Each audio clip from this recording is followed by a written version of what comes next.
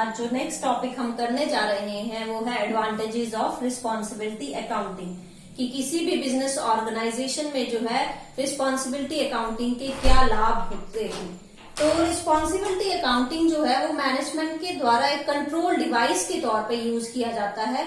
क्यों? क्योंकि इसमें जो है जो भी किसी कॉस्ट सेंटर का इंचार्ज होता है उसकी परफॉर्मेंस को इवेल्युएट किया जाता है कि उसने अपनी परफॉर्मेंस अप टू लेवल दी है या नहीं दी है। अगर उसकी परफॉर्मेंस लेवल से जो स्टैंडर्ड लेवल है उससे कम है तो उसके खिलाफ जो है एक्शन लिया जाता है। तो इसलिए रिस्पॉन्सिबिलिटी अकाउंटिंग जो है किसी भी बिजनेस ऑर्गेनाइजेशन के लिए जो है कंट्रोलिंग पर्पस के लिए जो है यूज किया जाता है। तो इसकी क्या क्या एडवांटेजेस हैं। फर्स्ट एडवांटेज आ गई assigning of responsibility. assigning of responsibility, कि रिस्पॉन्सिबिलिटी अकाउंटिंग में हर एक इंडिविजुअल को जो है ऑर्गेनाइजेशन में रिस्पॉन्सिबिलिटी दी जाती है और उस रिस्पॉन्सिबिलिटी के लिए वो लोग जो है वो पर्टिकुलर पर्सन जो है वो अकाउंटेबल रहेगा। तो हर कोई हर इंडिविजुअल ऑर्गेनाइजेशन में जानता है कि उससे क्या एक्सपेक्टेशंस हैं, किस तरह के काम की, किस तरह के परफॉर्मेंस की उससे एक्सपेक्टेशंस हैं। इजिली वो आइडेंटिफाई कर सकता है और उसके अकॉर्डिंगली जो है वो सेटिस्फैक्ट्री परफॉर्मेंस अपनी दे सकता है। कोई भी जो है पर्टिकुलर पर्सन जो है अपनी रिस्पॉन्सिबिलिटी किसी दूसरे पे शिफ्ट नहीं कर सकता कि ये अगर गलत काम हुआ है तो मैंने नहीं किया, इसने किया, क्योंकि पर्टिकुलर हर एक इंसान की जो है रिस्पॉन्सिबिलिटी उसको असाइन की गई है और वही उस काम के लिए अकाउंटेबल माना जाएगा। तो अगर उस काम में किसी तरह की भी कोई गड़बड़ होती है तो इंडिविजुअल जो है उसके खिलाफ एक्शन लिया जा सकता है। सेकेंड एडवांटेज आ गई इम्प्रूव्स परफॉर्मेंस,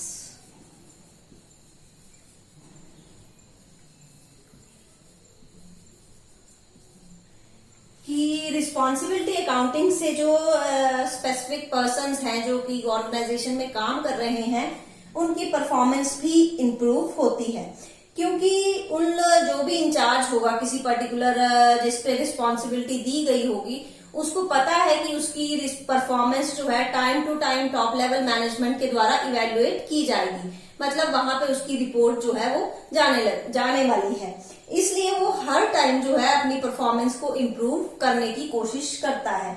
वो यही कोशिश करेगा कि जो स्टैंडर्ड उसके लिए फिक्स किए गए हैं, जितना परफॉर्मेंस इवेल्युएशन के अंदर उसके लिए स्टैंडर्ड फिक्स किया गया है वो उस पर सेटिस्फैक्ट्री जो है काम कर पाए। अदरवाइज अगर उसने अपने स्टैंडर्ड परफॉर्मेंस से कम अपनी परफॉर्मेंस दी है, सेटिस्फैक्ट्री नहीं है, तो उसके खिलाफ टॉप लेवल मैनेजमेंट जो है वो एक्शन ले सकती है, क्योंकि टाइम टू टाइम उसकी परफॉर्मेंस जो है उसकी रिपोर्ट टॉप लेवल तक जाती है। थर्ड एडवांटेज आ गई helpful in cost planning,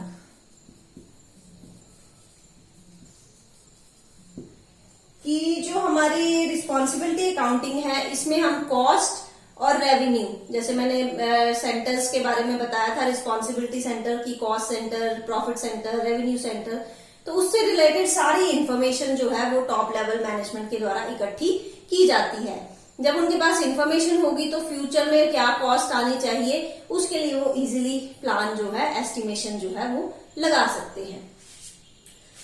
fourth आपका एडवांटेज आ गया डेलीगेशन एंड कंट्रोल,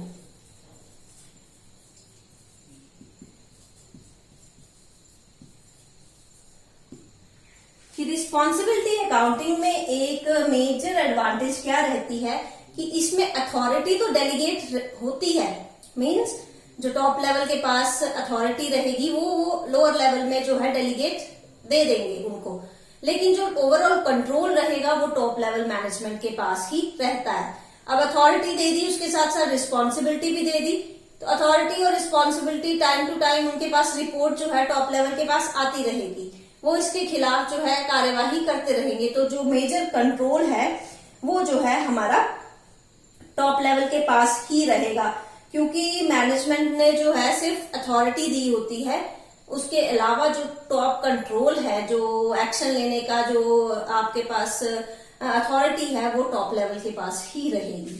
और लास्ट एडवांटेज आ गया हमारा हेल्पफुल इन डिसीजन मेकिंग।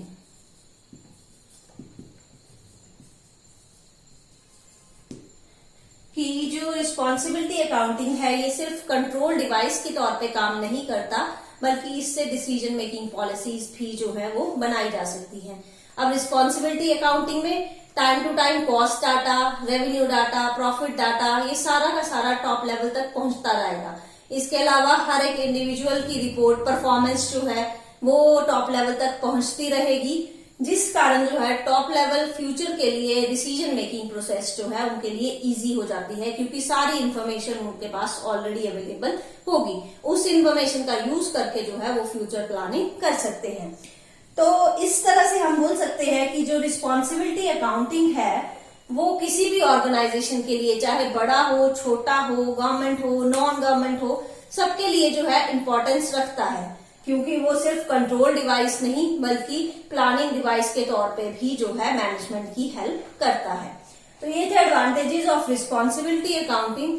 अगर इसमें ये जो 5 पॉइंट करवाए हैं इसमें कोई भी पॉइंट आपको समझ नहीं आ रहा है तो आप कमेंट सेक्शन में लिख दीजिए, मैं उस पॉइंट को फिर से क्लियर कर दूंगी। Thank you.